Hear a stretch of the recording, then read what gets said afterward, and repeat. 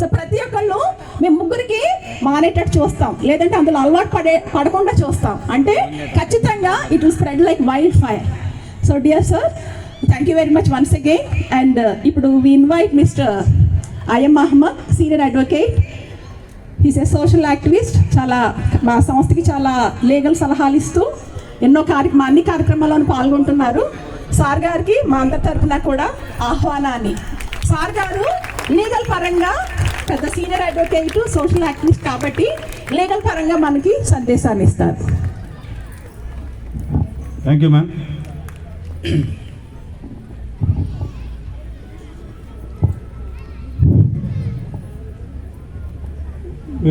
మీటింగ్లో ఎప్పుడు కూడా చివరిలో మాట్లాడకూడదు, పెళ్ళిలో లేట్గా వెళ్ళకూడదు.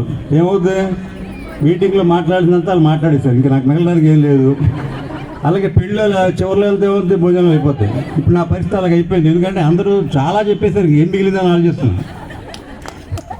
రాజత్ కుమార్ గారు, ఇన్స్పెక్టర్ గారు అయితే అసలు మొత్తం చట్టం, అసలు సమాజం ఎలా ఉంది, సమాజంలో ఎలా జరుగుతుంది, అది ఎలా ఆపాలి, యూత్ని ఎలా కంట్రోల్ చేయాలి, ఆ తర్వాత జాతీయ స్థాయిలో అంతర్జాతీయ స్థాయిలో ఎలాగా జరుగుతున్న ఈ విషయాలన్నీ చెప్పేశారు.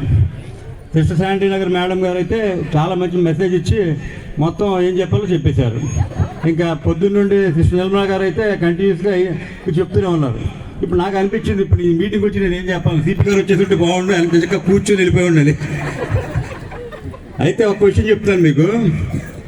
డ్రగ్స్ అనేది ఏదో ఏదో చాలామంది యూత్కి తెలీదు, ఇది ఎంత డేంజరస్, ఏదో ఆరోగ్యం పాడవుద్ది, ఆరోగ్యం పాడైతే డాక్టర్ దగ్గరికి వెళ్ళి ఆరోగ్యం బాగా చేయించుకోవచ్చు, కానీ జీవితంలో పోయిన టైం మళ్ళీ తిరిగి రాదనే విషయాన్ని మీరు గమనించాలి. ఎందుకంటే ఒక్కసారి కనుక ఏ ఫ్రెండ్ చెప్పాడో, ఎవరో చెప్పారు సరదాగా తీసుకుందామని చెప్పి డ్రగ్స్ మీ దగ్గర ఉన్నా, డ్రగ్స్ మీరు ఎవరికైనా అమ్మినా, డ్రగ్స్ మీ దగ్గర దొరికిన, డ్రగ్స్ సంబంధించి ఎవరికైనా మీరు సహాయం చేసినా, డ్రగ్స్ తీసుకుంటున్నతో పాటు మీరున్నా కూడా, ఎన్ని విధాలుగా మీరు ఇలా ఇన్నిట్లో ఇన్వాల్వ్ అయినా కూడా అన్ని విధాలుగా కూడా మీకు చాలా తీవ్రమైన శిక్షలు ఉంటాయి. ఎన్డీపీఎస్ యాక్ట్ 1985 ప్రకారం చూస్తే డ్రగ్స్లో సివియర్గా ఎలా ఉందంటే 2 లక్షల నుండి దాదాపు 20 సంవత్సరాల వరకు జైలు శిక్ష వేసే విధంగా ఉందంటే ఇది మీ జీవితం ఎంత దారుణంగా నష్టపోతుందో ఒకసారి ఆలోచించండి. ఎంత సీరియస్ మ్యాటర్ ఇది. అంటే సెమీ కమర్షియల్ అంటే 1 కేజీ లోపల drugs, between semi commercial to commercial మధ్యన, ఆ తర్వాత కమర్షియల్ 3 కేటగిరీలు ఉంటాయి.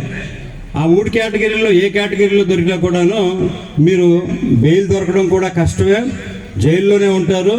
చాలా మట్టుకు బెయిల్ తొందరగా రాదు.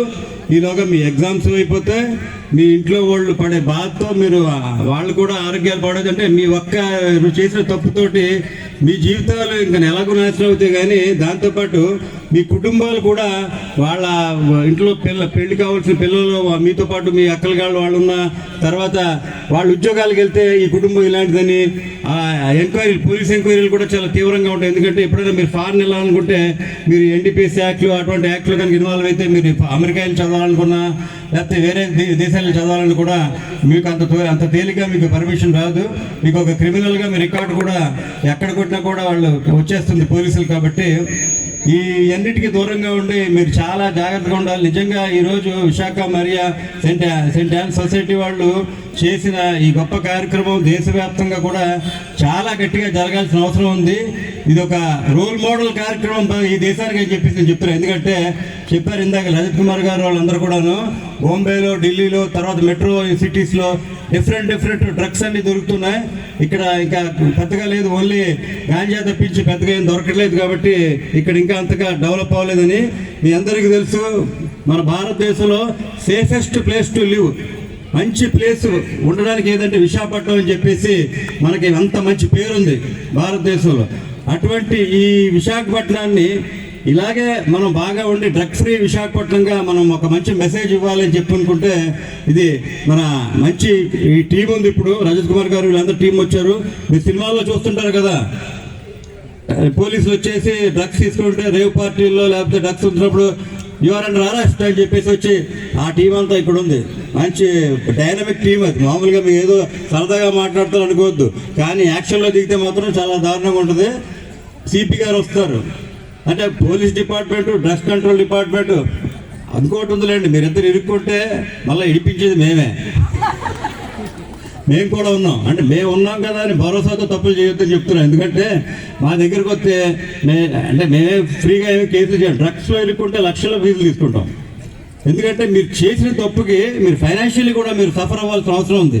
డ్రగ్స్లో ఇరుక్కున్న వాళ్ళకి ఏదో వాళ్ళకి ఏమో ఫ్రీగా మేమేదో బెయిల్ పెడతాం, లేకపోతే ఫ్రీగా వాళ్ళు కేసులు వాదిస్తామంటే సమాజంలో ఇంకా ఎంకరేజ్ చేస్తున్నట్టుగానే ఫీల్ అవుతాం. కాబట్టి అటువంటి వాళ్ళు మాత్రం స్పేర్ చేయం. ఎవరైతే అన్యాయంగా కేసులు ఇరుక్కుంటారో, ఎవరి మీద అయితే అట్రాసిటీ జరుగుతారో, ఎవరైతే పోలీసులు కానీ ఎవరైనా కానీ అన్యాయం కేసులు పెడతారో వాళ్ళ గురించి మాత్రం చాలా గట్టిగా పోరాడి హ్యూమన్ రైట్స్ కాపాడడానికి మాత్రం మేము తప్పకుండా ఉంటాం. ఈ విషయాన్ని మాత్రం తెలుసుకోండి. కాబట్టి అందరూ డల్గా ఉన్నారు, టప్పుడు కొట్టరా.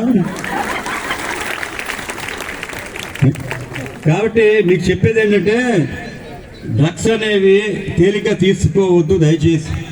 ఒకసారి మీరు ఇరుక్కుంటే కనుక ముందు మీరు అరెస్ట్ అయిన తర్వాత సెంట్రల్ జైల్లో పెడతారు. సెంట్రల్ జైలు ఎంతకాలం పెడతారో తెలియదు. బెయిల్ ఇవ్వద్దని చెప్పేసి ఆదేశాలు ఎక్కువగా ఉన్నాయి కాబట్టి తొందరగా బెయిల్ కూడా రాదు.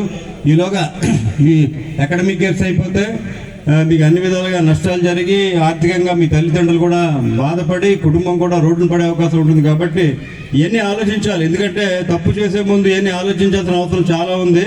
చేసి బాధపడే కన్నా అటువంటి తప్పు జరగకుండా ముందుగానే ఆలోచించే విధంగా ఉండాలనే ఉద్దేశంతో సెయింట్ ఆన్స్ విశాఖ మరియు వాళ్ళందరికీ వాళ్ళు ఈరోజు ఈ యొక్క ర్యాలీ పెట్టారనే విషయాన్ని మీరు తెలుసుకోవాలి. ఈ ర్యాలీ ఒక సామాన్యమైన ర్యాలీ కాదు.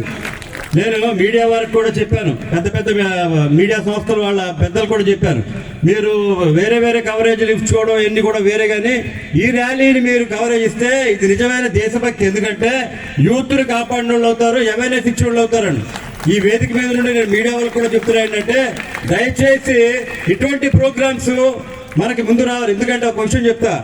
అబ్దుల్ కలాం గారు ఒకసారి ఇజ్రాయెల్ కంట్రీకి వెళ్ళినప్పుడు ఆయన ఉన్న బిల్డింగ్లో దగ్గరలోనే ఒక బాంబ్ బ్లాస్ట్ జరిగి ఎంతో మంది చనిపోయారంట. చనిపోతే అబ్దుల్ కలాం గారు అనుకున్నారంట నెక్స్ట్ డే పేపర్లో అన్ని పేపర్లు కూడా ఇదే హెడ్లైన్ అవుద్ది, ఇక్కడ బాంబ్ బ్లాస్ట్ జరిగి ఇంతమంది చనిపోయారని చెప్పేసి. నెక్స్ట్ డే పేపర్ తీసి చూస్తే ఆయనకి ఎక్కడ కూడా న్యూస్ ఫ్రంట్ పేజీలో కనబడలేదు, 2వ పేజీలో లేదు, 3వ పేజీలో లేదు, ఎక్కడో 6వ పేజీలో 8వ పేజీలో నేను తీశారు అక్కడ బాంబ్ బ్లాస్ట్ జరిగి 15 మంది చనిపోయారు. కానీ ఫ్రంట్ పేజీలో ఏమి సార్ తెలుసా, ఆ దేశంలో ఒక రైతు ఏదో చిన్న కనిపెట్టాట, ఒక 40 బస్తాలకు బదులు 50 బస్తాలు పండే విధంగా ఒక కొత్త పద్ధతిని కనిపెట్టాట. అది హెడ్లైన్ వేశారు. అది ఎందుకు జరిగింది?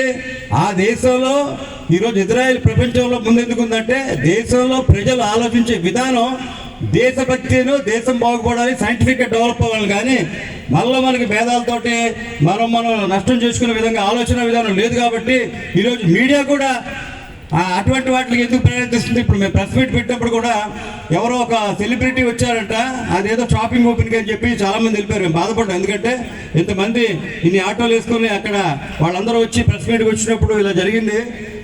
ఎందుకు ఇలా జరుగుతుందంటే ప్రజలలో మార్పు రావాలి. ప్రజలందరూ కూడా సెన్సేషనల్ న్యూస్, పనికిరాని న్యూస్లకే మనం ఎక్కువ ప్రాధాన్యత ఇచ్చి మనకు కావాల్సిన న్యూస్లకి మనం పట్టించుకోవట్లేదు. కాబట్టి మనకి ఏం అవసరం వాళ్ళు కూడా అదే చెప్తారు. కాబట్టి ఎప్పటికైనా మనం కూడా మనకి ఏంటి అవసరాలు తెలుసుకోవాలంటే ఈ డ్రగ్స్ లాంటి వ్యసనాల వల్ల జరిగే నష్టాన్ని సిస్టర్ గారు చెప్పినట్టు ఒకళ్ళు ఇద్దరికి చెప్పండి, ఒకళ్ళు ముగ్గురికి చెప్పండి, ఆ ముగ్గురు అలా చెప్పుకుంటూ వెళ్ళండి, దీన్ని అరికట్టండి.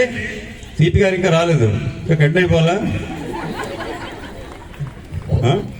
సరే, అయితే ఎలా మీకు మాట్లాడుతాం కదా, మీకు ఏమైనా డౌట్స్ ఉంటే అడగండి. డ్రగ్స్ గురించి వాళ్ళ గురించి న్యాయపరంగా కానీ ఎలాగ మీరు ఇరుక్కుంటారు, ఏం చేయాలి అని ఉంటే మీకు చెప్తాం. ఇంకా ఏ విషయాలు ఇంత లీగల్గా ఉన్నాం కదా, ఎలాగో వచ్చేవరకు సార్ వచ్చేవరకు మాట్లాడాలి కదా. ఎవరికైనా మాట్లాడేది ఉందా? స్టూడెంట్స్ కానీ ఎవరికైనా కానీ మీరు మైనర్స్ కదా, మమ్మల్ని అరెస్ట్ చేయరు కదా అనుకోవద్దు, మీకు కూడా ఉన్నాయి. అంతే, ఎవరికి జాగ్రత్తగా వాళ్ళు ఉండాలి. మైనర్ అయినప్పుడు ఆ మైనర్ని ఆ పని చేయించాడని చెప్పి సొంత వాళ్ళు కూడా అరెస్ట్ చేసే అవకాశాలు ఉంటాయి. కాబట్టి మైనర్లు చేసినా కూడా మేజర్లు ఎవరైతే వాళ్ళ తల్లిదండ్రులు కానీ చుట్టుపక్కల ఉన్న వాళ్ళు కానీ వాళ్ళు కూడా ఇరుక్కుంటారు. కాబట్టి వాళ్ళ భవిష్యత్తు, వాళ్ళ మంచితనాన్ని కూడా మీరు ఆలోచించాల్సిన అవసరం ఉందని మీరు తెలుసుకోవాలి. ముఖ్యంగా మేడం ఒక విషయం చెప్తాను. నేను కూడా ఈ సే నో టు డ్రగ్స్ వచ్చిన తర్వాత I appeal all the religious leaders, maybe Muslim religious leaders, Christian religious leaders or Hindu religious leaders, అందరూ కూడా వారి మతాల్లో ఈ డ్రగ్స్ యూజ్ చేయడం అనేది మత్తు గురించి అన్నిట్లో కూడాను దీని గురించి చేయకూడదు, దీనివల్ల సమాజానికి హాని జరుగుతుంది, దూరంగా ఉండాలి మంచి మాటలు ఉన్నాయి కాబట్టి వాళ్ళందరూ కూడా దీంట్లో ఇన్వాల్వ్ చేసి వాళ్ళు కూడా మన రజత్ కుమార్ గారు కదా చెప్పారు మొన్న, ఆయన you better involve religious leaders also so that we can spread the message very well అని చెప్పారు. కాబట్టి మనం డెఫినెట్గా from my side, from madam side and all, we all coordinate sir. And we'll tell our people also, they will organize a meeting and let us in all the religious places also, they say that no to drugs and how harmful the drugs and how it has to be avoided and how it is seen in their own community. It has to be spread. Then in the society at large we can do it. Definitely we'll have plan out for that. We'll coordinate, sir.